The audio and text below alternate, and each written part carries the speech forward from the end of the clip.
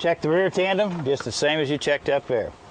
Same thing, springs, tires, between the tires for spacing. Check the rim, lug nuts, axle seals. Okay, then as you move on back, you got your splash guards here. Make sure the splash guards there are in good shape.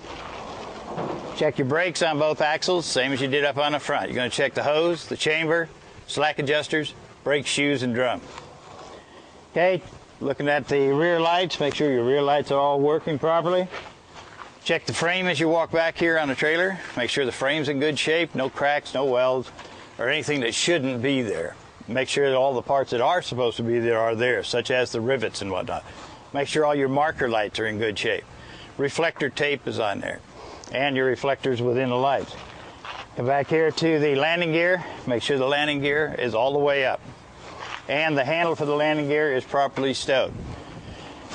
Okay, still walk around back, you look at it, and since this is a grain trailer with the hopper doors on it, make sure the hopper doors are closed and this is in the lock position. Okay, on this one you got your lineup right there that tells you when you got it there in place. And still looking at it as you come on back. Same thing with this one, make sure these are all closed. Go right on back. If this had sliding tandems on it, you check the hose that would be in there, and of course it's going to hang down because it's got to be able to be moving. This one doesn't have it, so you just check here. Check the springs, the brakes, the tires, the rims, the wheels. And on here you've got the hub oilers right there that you can see the hub oiler to see whether or not that you've got enough oil in there. And if there isn't, of course you're going to have to fill it. Makes it a little easier there. Same thing here. Come around to the back. Okay, on these, this one does have a tarp handle on it, so make sure the tarp handle is secured in its bracket.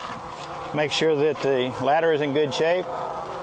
All of the lights are in where they're supposed to be. You've got the proper markings on the back of the trailer. The mud flaps, splash guards, make sure they're in good shape. And then of course you can go up the other side and do the same thing. For the test, all we got to do is one side. Okay, then we got in the cab.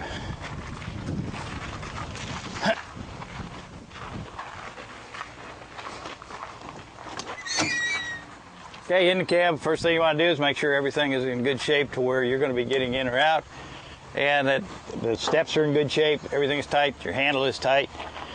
So then get up into the truck. And since we have checked the safety equipment outside, some of the trucks will have it inside.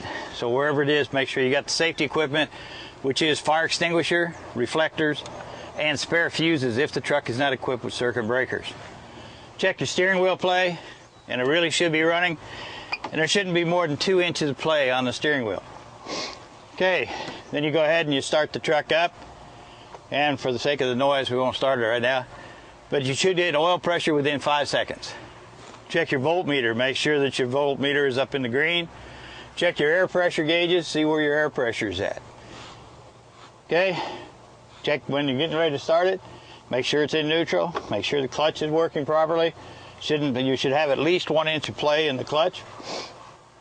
Go ahead and check all your other gauges once it starts. If it's building air pressure, let it build so it gets up to 120. While that's happening, go ahead and check your horns. Check your air horn up here on this one. Go ahead, check your heater defroster. Make sure the controls work freely. Moving back and forth, and that the fan comes on and blows in both sections of it, whether it's on defrost or it's on heat. Check the windshield for cracks, non-transparent material, stone chips, anything that would get in the way. Check your windshield wipers. Make sure that the windshield wipers the blades are in good shape, also that they come on and go back and forth on the windshield to clear it.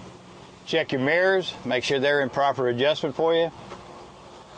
And by now you should have your air pressure build up.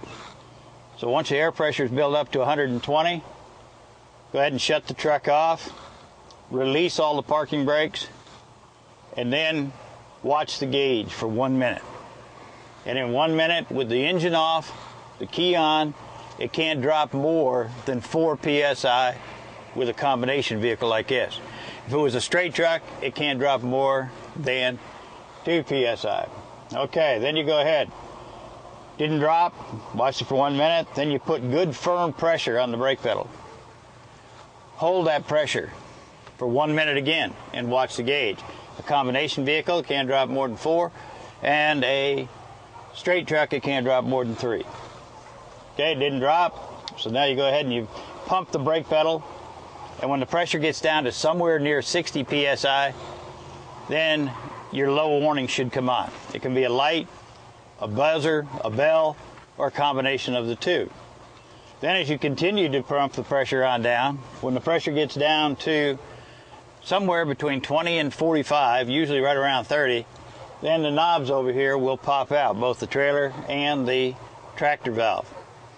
At that point, you've got the brakes locked back up again. Go ahead and start the vehicle up. On this one, this has got a dual air brake system. So now on this one, it has to build pressure from 85 to 100 in 45 seconds. Then it has to, of course, build on back up to the 120, 125, wherever it's set, and then it should go back into the idle mode. Okay, then you go ahead, and when you get the pressure built back up, check and test your parking brakes. Pull the park brake on, put it in low gear, and just ease the clutch up so it takes and pulls the engine down. You don't have to try to stall it or anything like that. Then go ahead and check your trailer. Make sure your trailer brakes are holding. Push in the yellow knob, pull out the red knob. Do the same thing. That'll tell you that the trailer brakes are holding. Okay, then as you go accelerate up to 3 to 5 miles per hour and hit the brakes to see whether or not the truck stops, of course, and then also that it doesn't pull right or left. And after you get all that done, you have got the inspection done with the exception of just checking the lights. Anybody got any questions?